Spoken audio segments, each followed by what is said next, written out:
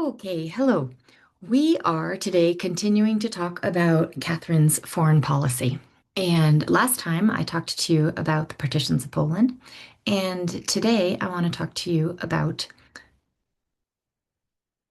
the Southern strategy. And to do that, let me get started. I want to share the screen with you. Okay, so today we're talking about Catherine's Southern strategy. And so here, if this is kind of everything that I want to put on your radar screen related to Catherine's foreign policy, today we're focusing in more on the Ottoman Empire, Crimea, New Russia, what this term means. And then I also want to just mention briefly the neutrality of the seas, League of the Neutrality of the Seas. Before we go beyond the empire, I just want to let's pause and look at this map together. So this map shows the growth of Russia from the start of the 14th century to the end of the 18th century, and it shows this peach bit shows the growth under Catherine. So down here, Catherine, reigning 1762 to 1796. And so the major parts that the major territory that Catherine acquires, and it's substantial. She gains, under Catherine, the Russian Empire gains more territory than under Peter. About 1.5 New Mexicos, about 200,000 square miles. And that consists of this area here. So, what was the Polish-Lithuanian Commonwealth in the west, and then the Crimea, and then this territory down here, the most southern bit of what's now Ukraine, and into the Caucasus Mountains around here. So this is pretty much the territory that Catherine has gains on her watch. I have down here parenthetically that Catherine is instrumental in settling the Volga region. So the Volga is this river that it empties into the Caspian Sea, the land-bound sea, and it kind of moves north from there. And then at about Kazan, it juts westward, and then it ends up pretty close to Moscow, and its headward waters are somewhere around here. The Volga River is, well, if Muscovy makes its first multi-confessional conquest of in 1555 of Kazan, and then a year later down here in Astrahan. Both of these were had been part of hordes in the wake of Genghis Khan, so the Chinggisid world. And it's in the middle of the 16th century that Muscovy takes these territories. Kazan goes down the river, Astrahan. So in theory, it sort of maybe claims that territory. But in practice, the Volga River remains the kind of place that if you want to travel up and down it, you want to take an army, or you want to be armed, because raiding by nomadic groups and by Cossacks, we'll talk a little bit about Cossacks in this lecture, are threats. Under the reign of Catherine, she makes a concerted effort to settle this place, and she does so. Russia is notoriously underpopulated. It has always had a human resources deficit. Even today, the Russian population is shrinking. There's been books about it. Who was it? The Bulgarian intellectual Ivan Kravtsev just this year gave the very famous Remark lecture, in which he suggests that he thinks that the depopulation problems are a substantial part of the reason that Putin wants to claim Ukraine. And he's really paying attention to all the children that have been kidnapped and sent into Russia and raised as if they're Russians and told that they're Russians, that he really sees a demographic component. At any rate, back in the 18th century, Catherine makes wants to settle the Volga. They don't have a surplus of people. All that land really seems like an advantage, but if you don't have sufficient people, you still have challenges to deal with. So Catherine resorts to recruiting Germans. She has people go to German lands with pamphlets and recruits Germans to come to Russia, and thousands of them do from Mennonite communities. There's actually, yeah, in this book, Distant Friends and Intimate Enemies, Fogelsong Kurila and Żurawliowa even talk about how you have in the 18th century Quaker communities founded in Pennsylvania in the colonies, and town plans also founded by Mennonites on the same town plan um, along the Volga. So thousands of Germans answer Catherine's call to come, and thus we even have this term Volga Germans, and they will live there and be farmers and cultivate that land in a way that starts to make good on Russian claims of possessing that territory. By the time the 20th century rolls around, the Volga River is considered Russian heartland. It's probably considered that by the 19th century even. Let me recommend to you Janet Hartley's book, The Volga History. I don't have it underhand right now. But so this strategy of recruiting foreign immigrants to settle your land is one of the ways that she solves the problem of not having people there. It said, you can conquer territory with an army, but you keep territory by having people settle there. It's part of the reason why Russia ended up so easily selling Alaska in the mid 19th century. They just couldn't get people there, and they knew it.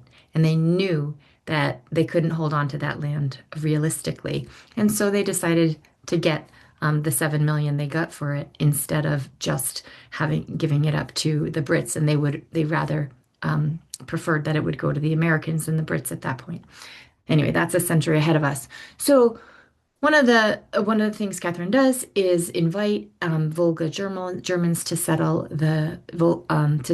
within the Russian Empire. Many of them take up the call, and they live there for a long time until in World War II, many Volga Germans, Stalin is suspicious of people's loyalties, has them um, ex evacuated farther into Central Asia, as he had the Tatars on Crimea evacuated into Central Asia kind of more brutally. All right, back into the 18th century. So that's just a little bit of big picture territory that she had. And so I want to talk, I'm not going to go into nearly as much depth as I did on the partitions of Poland, talking about what happens in the South. And basically, we have this Southern strategy where Russia is becoming more powerful and finally is willing to take on the Ottomans. And what I mean by that is for centuries, what I see in Russian history is a pretty canny, savvy, and cautious approach on Muscovy's part towards the Ottoman Turks. Let me give you an example.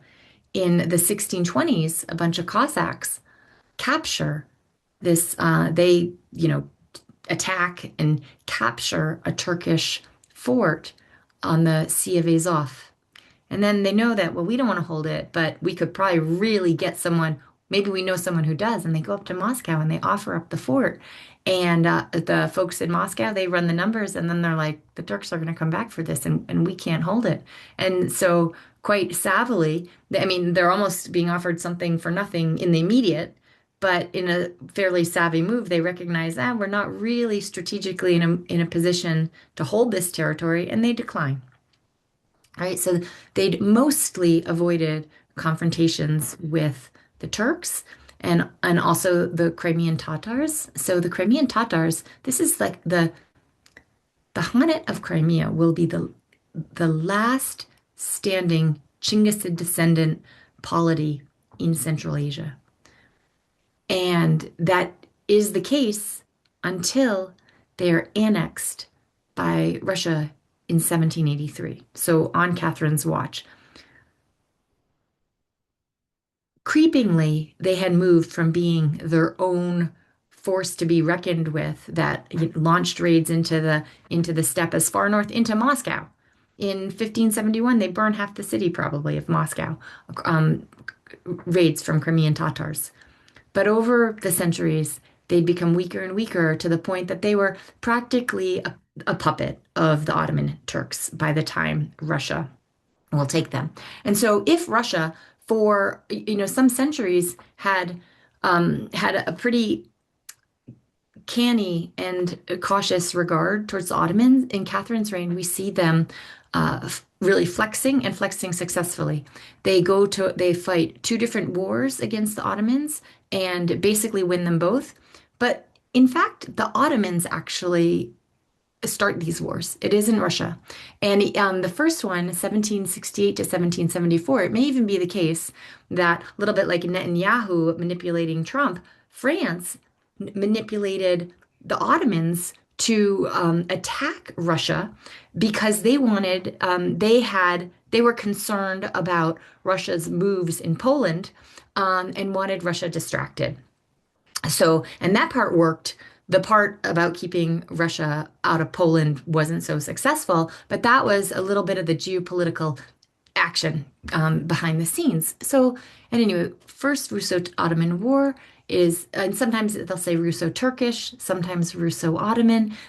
These terms can be used interchangeably in my book, for better or for worse. But so we have a war 1768 to 1774, and it ends with the Peace of Kachuk-Kanaryae.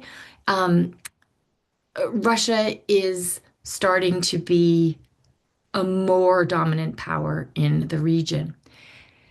In 17, just in one small moment, Russia hasn't had much of a show in terms of a navy, but one of the Orlov brothers kind of distinguishes himself at the Battle of Chizmi down in the Aegean Sea off the coast of Anatolia. We actually finally Peter's dream realized. They have ships and a navy they can send down there. And in July of 1770, they have this one battle it's a resounding defeat for the Ottomans. Thousands of people are killed on the Ottoman side compared to just um, tens of mortalities for the Russian side. So that's one success down there in that Mediterranean Aegean world. In 1783, we see the annexation of Crimea. I'm going to pause on this and then also just fast forward a bit.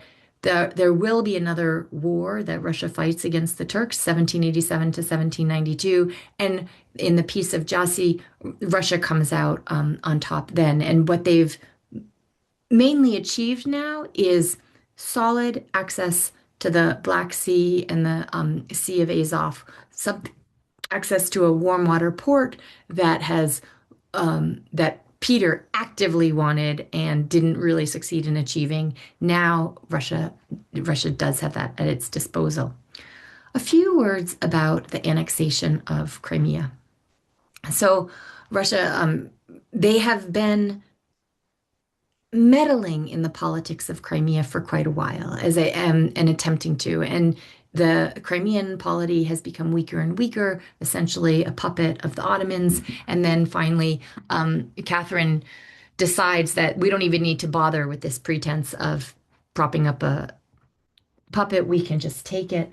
And they do. Not too much, many lives are lost. I won't talk too much about this. So if you want to read more about this, I encourage you to read this beautiful book, Claiming Crimea, A History of Catherine the Great's Southern Empire by Kelly O'Neill. And you can also, if you want to read more into the Black Sea, through different periods, not just under Catherine, Charles King's The Black Sea, A History is also highly recommended. Oops. Crimea. As many of you know, Crimea probably wasn't, unless you're an avid climber who lives in Russia and likes to road trip down there to climb on the cliffs around the Crimean Sea, you probably didn't know too much about Crimea, but it entered all of our vocabulary in 2014 when Putin annexed it right after the Olympics, and kind of dispatched all these unlabeled green men in green uniforms that he said, those aren't mine, until he said, oh, those were mine. So we had this annexation of Crimea. In 2 weeks, they held a referendum in which Russia plastered billboards saying that the residents of Crimea had a choice to make. Did they choose Russia or did they choose Nazis?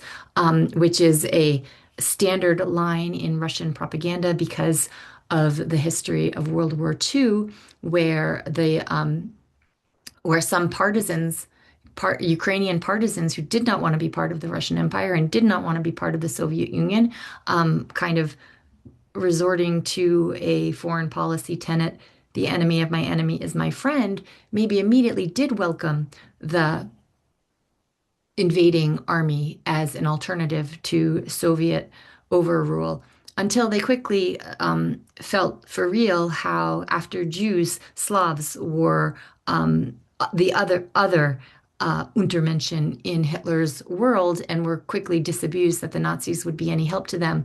Nonetheless, the idea that Ukrainians collaborated with the Nazis has been central to Putin's and the Kremlin's messaging. And so in March 2014, Crimea was splattered with billboards telling people that they had to choose between Russia or Nazis. Um, Putin claimed that why did he want Crimea? Well, there was this sense that it was the Russian Empire that acquired Crimea in this move in 1783, and there was Ukraine, and Crimea hadn't really been a part of it. Russia also had much of its naval fleet stationed on the Black Sea. They had this lease agreement with Ukraine, but there was that geopolitical concern. And so, and then also, as Ukrainians seemed to be moving westward, there was, in Putin's view, this idea that they were slipping away, and that things would only get worse in terms of his chances to lure back Ukraine to want to have closer relations with Russia. And there was this historical claim that he said, Russia's an Orthodox nation, right? The Soviet Union was atheist, was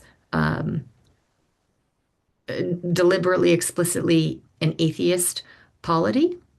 But Putin has kind of reclaimed an Orthodox heritage and has made a deliberate effort to show his own moves of piety. And so he said, this is where Christianity began, where the Virukid Prince Volodymyr was, according to the Chronicle, first baptized in 988 before he went back to Kiev, and had the whole rest of the population baptized in a mass baptism, which is very atypical from Christian baptism. Is generally a kind of individual baptism.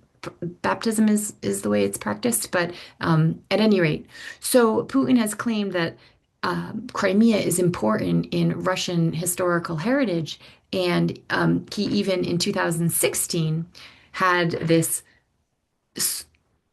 I think it's 90 feet high statue of Volodymyr, who he calls Saint Vladimir, this statue erected right in the center of Moscow, right outside the Kremlin, as a way of linking Russia's history to that Ukrainian history that happened in Ukraine. Ukraine wasn't a nation state at that point. Russia wasn't a nation state at that point. When Volodymyr converted to Orthodoxy, Moscow didn't even exist, as far as we know. It never even shows up in the chronicles until the middle of the 12th century. So, but at any rate, this is just to show the symbolic ways in which states try to establish history with things like statues and how the timing matters. It's, you know, um, 2016, within 2 years of the annexation of Crimea, we see whoop, this statue go up in the center of Moscow. So that's a little bit about Crimea subsequently. But so what does Catherine do in the meantime? Well, she puts Grigory Potemkin in charge, and Potemkin was probably the main love of Catherine's life, and several historians report that they were secretly married, as we've talked about with this happened with Elizaveta also. They uh, the powerful men around empresses often saw disadvantages in them being married, that it would hurt their own power. And these things can also be tremendously complicated. Queen Elizabeth I in England, right? The virgin queen who never married, she considered it many times of her own right, and didn't. Kind of to what extent, if Catherine had really said, I want to get married, were there times in her rule that she could have gotten away with it? She certainly, she was no puppet. She was calling her own shots. Would it have been too much pressure? I don't know the answer to that. Um, but many historians feel confident that she secretly married Grigory Potemkin, and that he was a brilliant individual with a lot of personality, doesn't come from royal ranks at all, and kind of through his own merit and charisma climbed and caught her attention, and they were lovers. And even after their romantic relationship did cool and she had other relationships, that she kind of checked in with him. They remained friends, and he remained very important to her. Potemkin was essentially the viceroy in Crimea and also in what became New Russia. Here's a portrait of him. You can see what a hottie. Of course, she went for him. Um, Here in the dark orange is Crimea, and then up here, the light orange. This is the place that started to be New Russia. And I kind of point this out to you because in the wake of, here's a different historical map in Ukrainian, kind of showing when certain cities were built and acquired.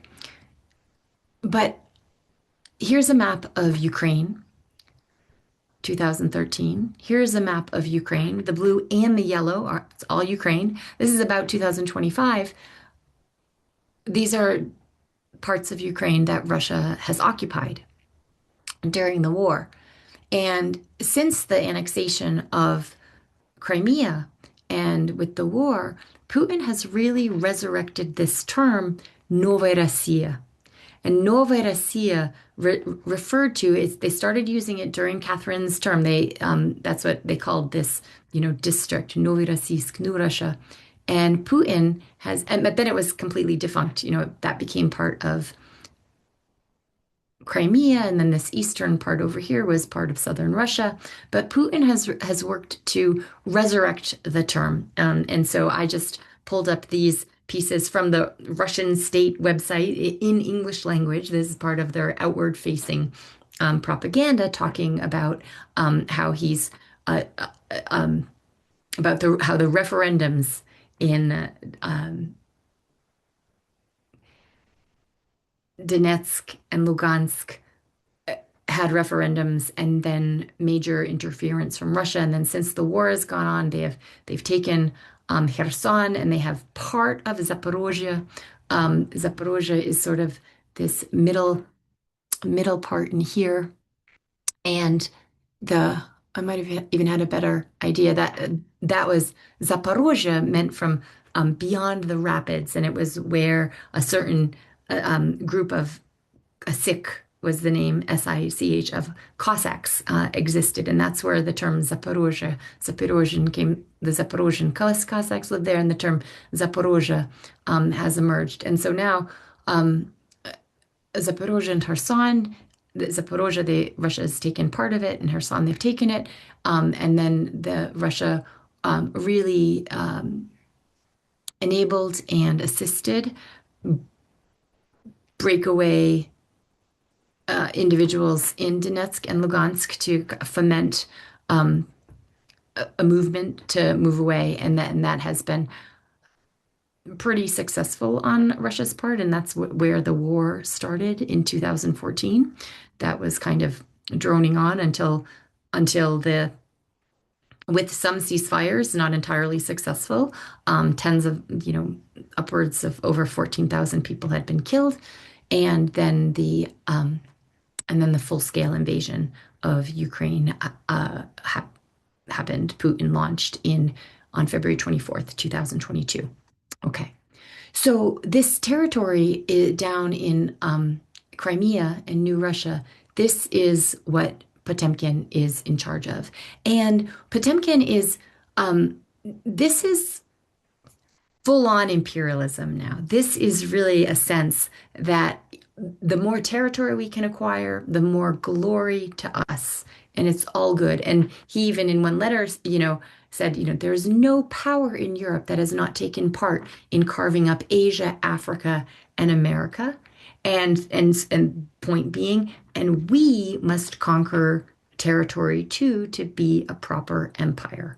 And this, I was going to pull up for you, Mikhail Lomonosov, one of the first, leading lights of the Russian Academy of Sciences, also quite interested in geopolitics. He has this letter where he says, "Oh my gosh, we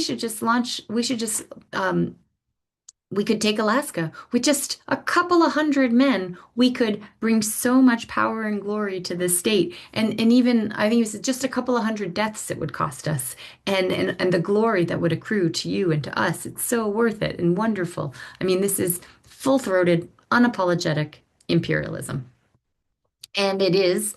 It is on Catherine's watch that Russia really emerges as a world power. Um, Potemkin passes, he gets sick, and he's so sick that he's going to head back for St. Petersburg. He doesn't make it. He dies on the way, and that event has been memorialized this was in a print done in the late 18th century. And then a very famous Ukrainian figure, Taras Shevchenko, even redraws it in the 19th century. So that's just a little bit that Russia fights wars with the Ottomans, on some wins and achieves major aims, including the access to the Black Sea. Potemkin is Catherine's lover and right-hand man, is mostly running the show down there. And then just a word about Ukraine. So in Ukraine, Catherine essentially kills Cossackdom. I haven't talked to you too much about Cossackdom, and what I'm going to do is just post for you a lecture that I've given about Cossacks where I really talk about them at length. And essentially, once Russia acquires the territory, much of which is now Ukraine, Cossack units, hetmanites, were fairly autonomous, and that's kind of how they ran. They mostly ran their own shows still. Russia had acquired this territory by having this war with the Polish-Lithuanians that they won, so they didn't even really need soldiers down there. And you pretty much have Cossack hetmanates still operating on their own. Catherine wants to end that. And part of the reason she wants to end that is because in her self-conception as an enlightened empress, she wants to bring order and uniformity to the empire. She understands that sort of an order and administration as being modern.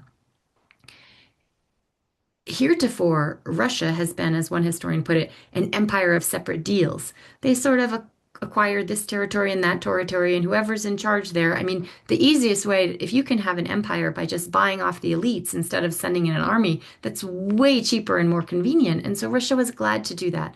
And fundamentally, one of the reasons why empire so often works is you can often find a sellout. And so this method had more or less, and there's quite a bit of fighting and violence along the way, but that buying out elites and offering something them something that's good enough for them to feel like, hey, I can get on board with this. I'm benefiting.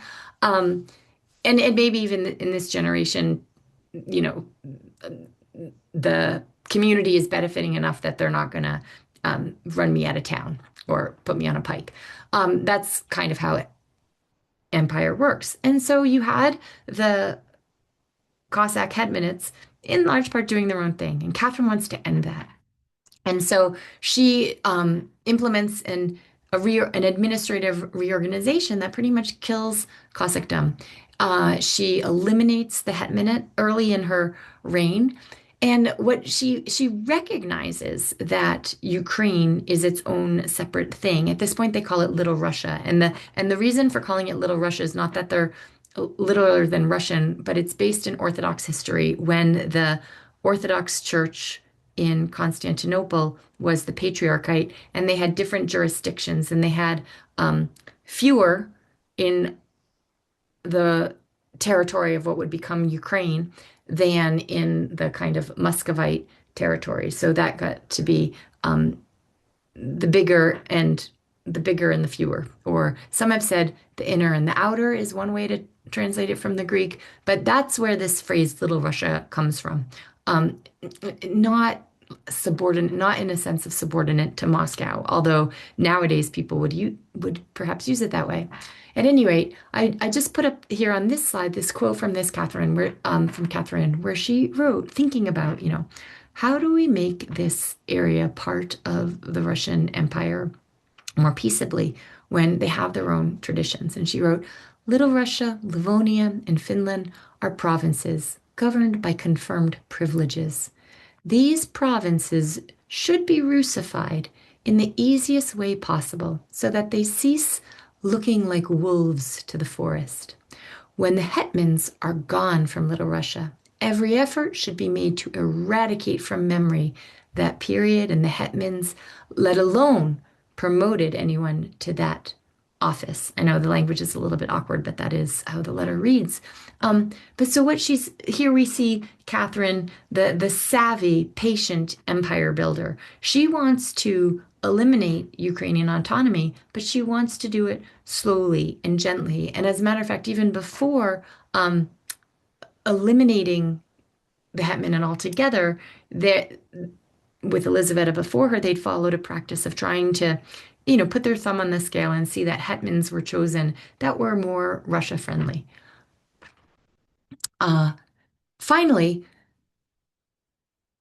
as we know, Catherine had lots to say about freedom and human dignity, and she didn't like serfdom, but she doesn't succeed or actually even move to eliminate serfdom in Russia. Not only that, in Ukrainian lands, serfdom had not legally existed. But Catherine brings serfdom to Ukraine.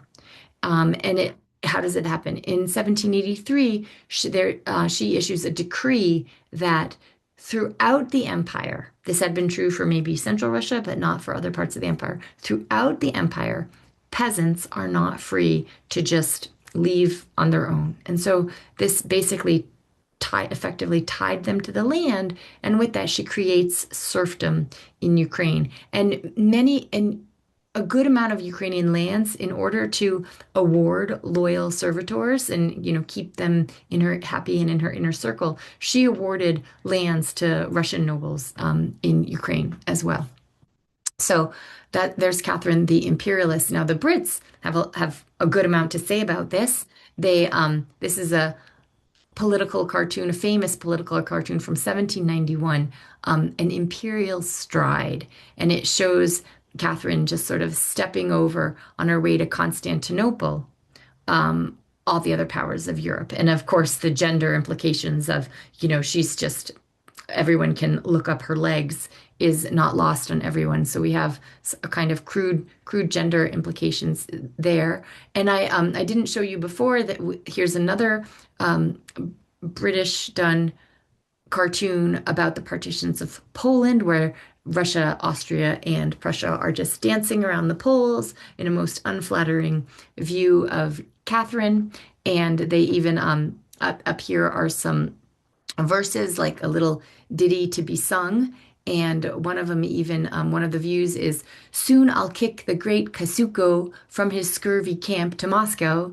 And I told you in the last lecture about Tadeusz Kazuko, the Polish nobleman who fought both for American liberty in the American Revolution and for Polish liberty in the Polish civil wars that um, preceded its dismemberment.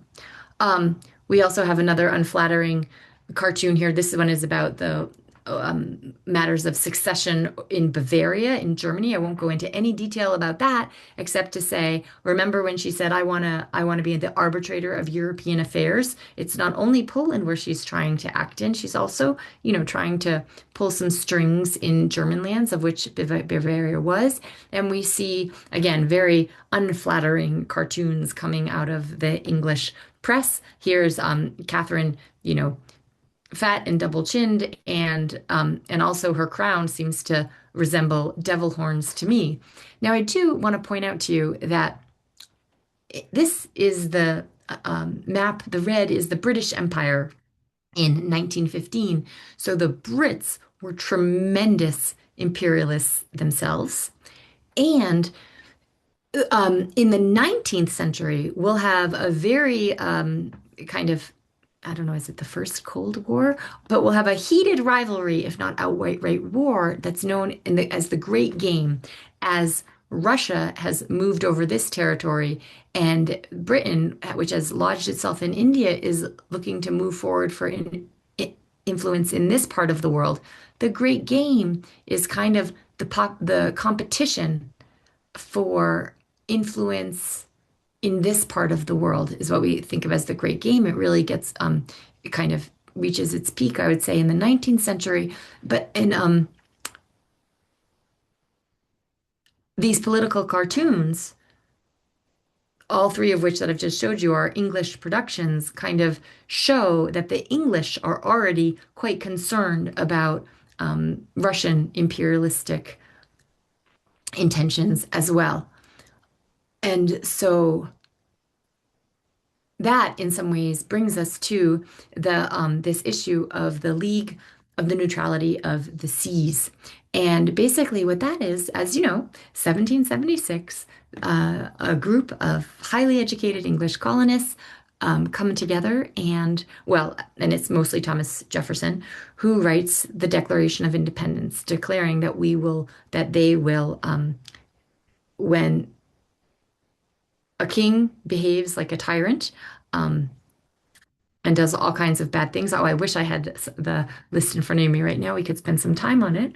But that the king had behaved so badly that rebellion was quite due in the appropriate action to take, and the colonists were breaking away and forming their own country, and the Revolutionary War ensues. Now, Britain is already quite powerful on the seas, but the colonies are far away. King George III actually appeals to Catherine early on and says, could you spare some of your Cossacks to help us fight in the colonies to keep these rabble-rousers under control? And Catherine declines. She says, I've got my, I don't know what's going on with Poland. They're so tired. They've just finished up fighting in the south, and in case Sweden misbehaves. So sorry, I can't spare any.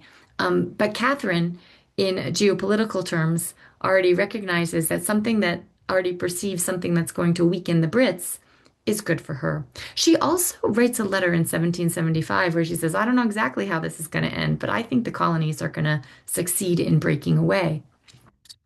Well, so the war is underway.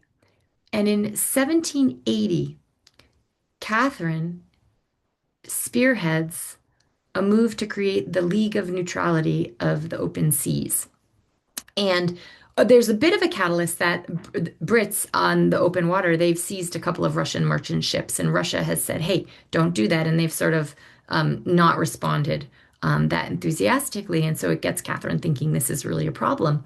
And she, of course, together she can't counter on the seas the British Navy, but other countries are also quite bothered by this, Spain and the Netherlands.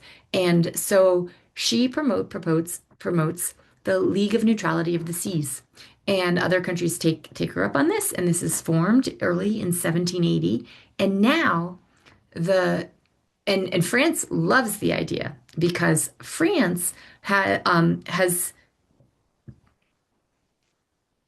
gone in strong support of the colonists because England is their rival as well. So if all the other European powers are coming together and saying, "Hey, you can't impound our ships that are traveling to bring things to the colonies and to Spain," then England is very much crippled in its ability to wage war against the colonists. And so historians have debated ever since how much, how significant the role of this neutrality of the seas was in the final outcome. It's Britain was an unparalleled maritime power, and so the other countries of Europe coming together to insist on neutrality of the seas, saying, "Hey, you just can't stop anyone." I mean, there were rules about this to this alliance, um, but it wasn't nothing.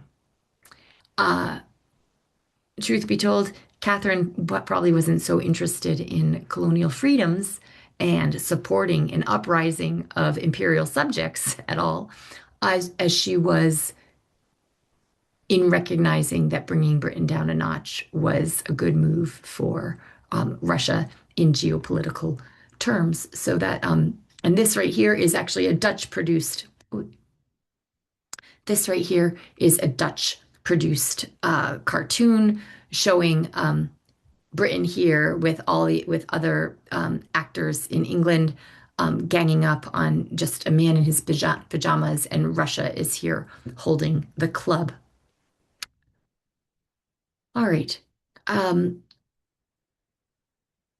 I'm going to wrap up, come back into the empire now with just a few remarks about another major event in Catherine's reign, and that was the Pugachev Rebellion.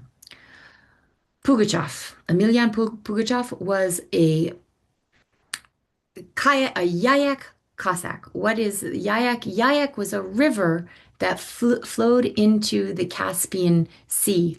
I can show you these maps that I study, deep buried in those in the maps that I study. Up here, this is just a little cross section of a map that shows the southern Ural Mountains, and right here I see the source of the Yayak River, and it flows from its headwaters are in the southern Urals, and it flows down and it flows into the Caspian Sea. I know you're like, wait, the Caspian Sea is this really long, elongated sea, right? Right. But in the 17th century, we didn't have such good maps of it. This is the first map that we know of that was copied in Muscovy of the Caspian Sea and carried out by this Dutchman I've told you about before, Nicholas Witsen. And on it, I just want to point out to you, you can take my word for it, he has the big Yayak River emptying into the Cossack Sea. And so we do have early maps that say Yayak River. But to jump ahead to the end of the story, in the wake of the Pugachev rebellions and knowing that it was kind of spearheaded and incubated by Yayak Cossacks, Catherine has the word Yayak uh, eliminated from maps. The Yayak River is changed to the Ufa River, and we are never to see the word again on a map. So I just wanted to show you that. But real quickly about Pugachev. So Pugachev is one in a long line, in a long line of Cossack rebellions. Here's just a couple lists. We've had the first false Dmitri in the early 16th century couldn't have come to power without Cossack assistance. Siberia is conquered by a renegade Cossack. He was doing so many of those raids down on the Volga, as I was telling you about at the start of this lecture, and pretty much Ivan IV put out a warrant for his head on a pike, and he said, "Hey, it's time to go to Siberia." And the Stroganovs, who were just starting out on their territory, were like, "Hey, you could be like think Blackwater, our kind of security tidbit." And so Yermak took his Cossacks, several hundred of them, and they went up to Siberia, and they did that, and they ended up toppling Kachum, which was the start of Siberian conquest. In 1671, another Cossack starts all kinds of problems down on the Caspian and up the Volga, and that was Stenka Razin. They still sing songs about him. Cossacks were the Zaporozhian Cossacks famously gave the Russian Tsars all kinds of plausible deniability when they would raid and cause problems for the Ottomans, and Muscovy was delighted at it. And then when the Ottomans would write and say, "Hey, what the heck? You need your people to stop attacking us," and he would say, "They're not my people." So that arrangement worked out well on the wild steppe for a good amount of time, until it didn't. Listen to my Cossack lecture, and I'll tell you about where I more about this painting. We've talked a little bit about Ivan Mazepa, the Ukrainian Cossack who partnered with Peter in what he hoped would be a reciprocal relationship. And when Peter didn't deliver, he went over to Charles the 12th in the Great Northern War at a crucial moment, earning him Peter's going down in Peter's mind as a figure of absolute infamy. But if you're coming from his perspective and a Ukrainian perspective, Peter didn't deliver. And so we have a good amount. I didn't mention Bolotnikov. Khmelnytsky, I talked about in the last lecture, was a very important Cossack for Ukrainian history. There was the Bulavin Rebellion, other rebellions. Um, and so Pugachev is starts this rebellion, and he is one of the fascinating things about it is he says, "I'm Peter the Third. The Tsar didn't really die. I'm actually the real Peter. I escaped and I'm the czar and I should come back to power." It is a question of whether anyone really believed him. He would issue these decrees, and I wish I had one underhand, um, with this real mishmash of stuff, like you'll be free and you should have land and in God and the Czar and she's the devil and I'm Peter. Um, but quite a kind of mishmash of calls, like, and we'll have equality between the peoples. And to whatever extent people believed him or didn't, people went along with him. And he really started to have a following. And it's significant. It wasn't just Russian peasants that went along with him. Tatars, Bashkirs, who had um, an indigenous pastoral nomadic people in western southern Siberia also went along with them, and other Tatars and other groups. So you really started to have this coalition.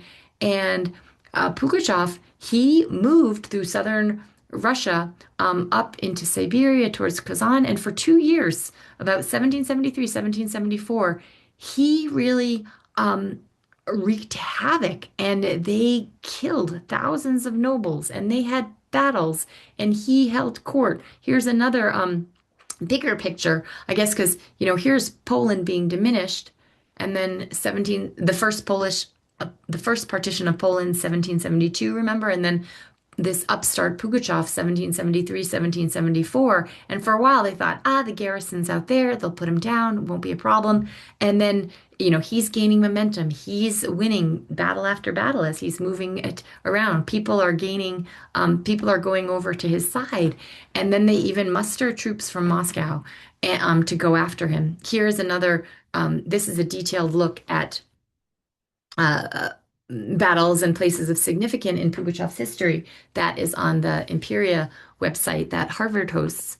Um, and it is based on the history of Pugachev, which is written by none other than Alexander Sergeyevich Pushkin, the most famous literary light of early Russian literature. Tried his hand at history as well. He knew someone that led him into the government archives where he went through the documents, and he really reconstructed the history of what happened. It's a remarkable book.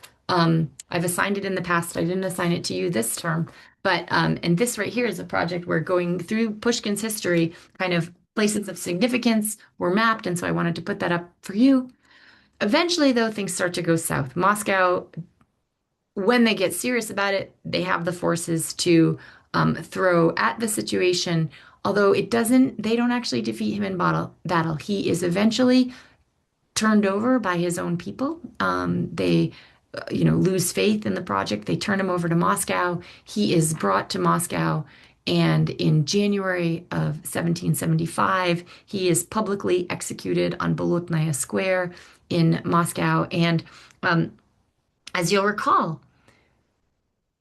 Elizaveta Petrovna, in her reign, declared, "We won't do the death penalty in Russia." And Catherine, remember we talked about her law commission. She's very concerned about reforming law and having just, dignified law. She, um, in theory, advocates much of the work of Beccaria, who doesn't want torture and disapproves of the death penalty. And there haven't been a lot of executions in Russia, although 1764 on Catherine's watch, I told you how Mirovich, who tried to liberate the deposed Tsar Ivan VI, was executed. And then again, 1775, Pugachev is executed publicly on the watch of the enlightened empress. Pugachev became a hero, however, in the Soviet world, where, a Marxist historian is always looking for uprisings against the exploiter class. And so that is the stuff that makes heroes for Marxist historians. And so in the Soviet Union, he was much celebrated, had a stamp and recognition in other ways as well.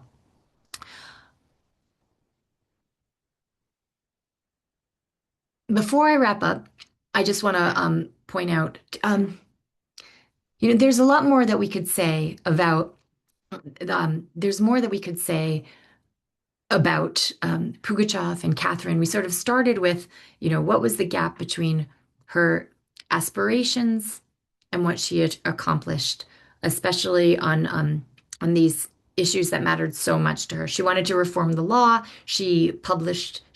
Poured so much work into this instruction and gathered this commission for legal reform in, as you'll recall, 1767, 1768. Doesn't really work. So that, doesn't quite succeed. She talked about ending serfdom, doesn't accomplish it. Was she a hypocrite, or was, as she wrote to Diderot once, that I work on human skin, which is much more prickly. You just write out your ideas on paper. And I just wanted to share with you, and then of course it's also said that Catherine, to be sure, backpedals. And the Pugachev Rebellion domestically is one thing. So 1773, 1774, that's one of the things that draws her to backpedal. And in its wake, she will have many more garrisons. And as I showed you, there was this real history of Cossack rebellions in Russia. Pugachev is the last one. I mean, after that, the state really increases a state presence so that that sort of thing can't happen again. And it doesn't until, the 1917 revolution, which is a coup at the top. The Bolsheviks, they take out the provisional government fairly cleanly, although they need to fight a civil war after it. But in terms of, major public unrest, it's 1774 to 1918. Is kind of the gap. So in the wake of it, Catherine has garrisons built and more soldiers stationed, and just really ups the state presence to make sure that nothing like that can happen again. So that kind of, we could look to that domestic issue as a backpedal. And then the other big event in Catherine's reign that leads her to backpedal is the French Revolution.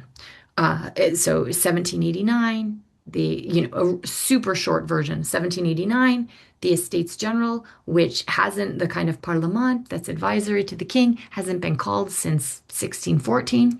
They're called together and they, break away, form a National Assembly, issue this declaration on this very important document, the Declaration on Human Rights. I've misnamed it, forgive me.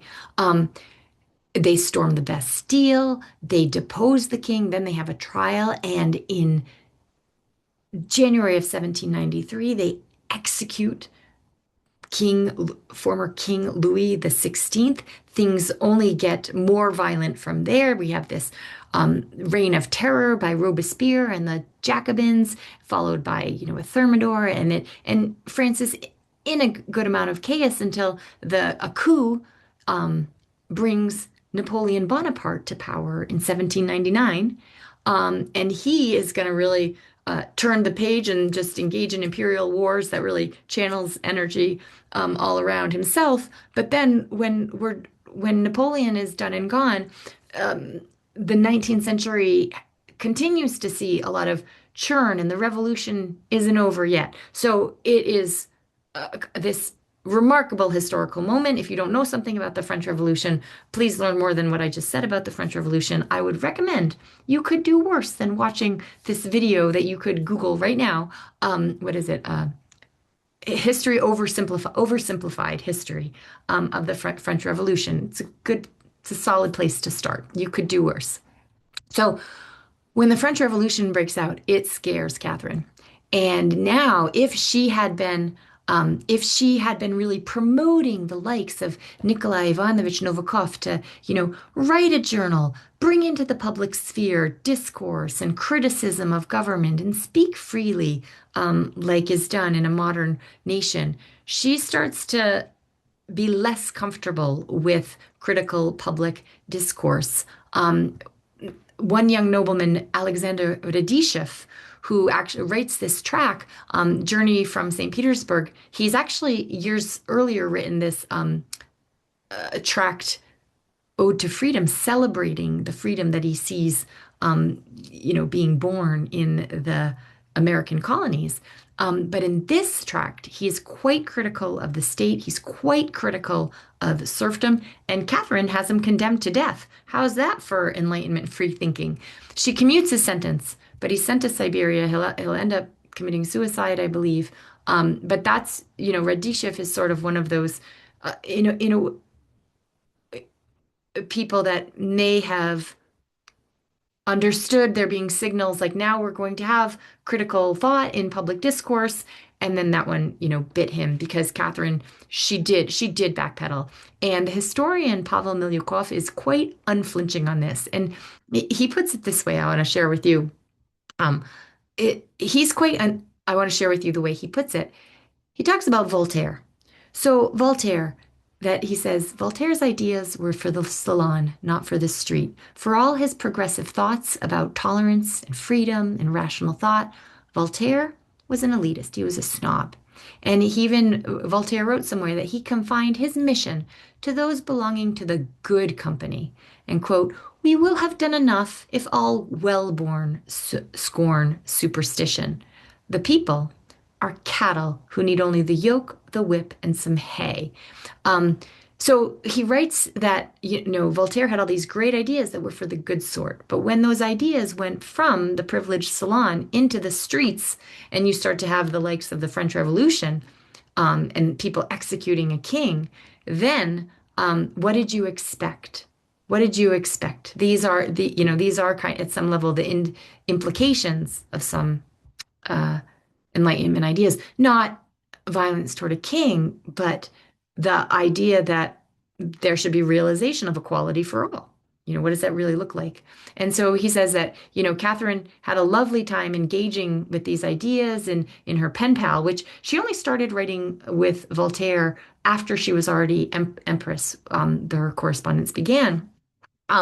But she took a long time to recognize, that what was happening in France in some ways was a manifestation of the ideas that she put so much stock in and was so happy to think about and talk about in Salon. And she was reluctant to kind of really make the connection. But when she did, she did. And at some point, she had Voltaire's bust on display in the Hermitage Palace, and she had that removed. And people like Radishev were sort of kind of caught in that backlash. And with that, oh, there was just one more matter I wanted to share with you. I think we've said this a little bit before, but Catherine was one of the first, actually, she was the first European ruler that I know of who was inoculated against smallpox through a process called variolation, not vaccination. So they actually would take a little bit of the, pus from someone who had the disease just lightly and inject it into you. The idea being you get a little bit sick and your body develops immunity to it. Catherine, in the fall of 1768, was inoculated against smallpox, and she had her son, that Paul, the next month, um, inoculated as well. She had some clinics set up in St. Petersburg. So, this is a pretty progressive move by the state to kind of invest in public health that way. We don't want to oversell it. On the one hand, 5 clinics in 5 towns in the whole Russian Empire, it maybe served hundreds of people, but that's just barely a drop in the bucket. And also, the methods that were used definitely wouldn't pass muster with, respect the Dr. Dimsdale that inoculated. Catherine was pretty much given a kidnapped child to try it on first before they did it on the Empress. So that sort of practice doesn't pass 21st century muster by a lot. But so there it is. And also, there is an interesting episode in 1771, I guess in the wake of COVID, which is already a bit past us now, but I wanted to share this with you. In 1771, there was an outbreak of plague in Russia. And in Moscow, they had, bubonic plague had been brought upriver from the military that had been down in the Russo fighting in the south. At the epidemic's peak, 700 people a day were dying in Moscow. So shops, offices, the city in large part stopped functioning. But in this moment of crisis, people would come to the church. They would pray before the icon, in particular the icon of the Mother of God, which was reputed to have curative powers. It was affixed to St. Barbara's Gate in Kitaygorod of Moscow, and this became a focus of public attention. And so people would come, they would get in line, and they would kiss the icon, praying to be well. And by doing this, they would infect each other. And the Archbishop of Ambrosi, there's some idea of contagion. Um, yeah, there's a fascinating dissertation written a while ago about quarantine measures um, by Oksana Michal.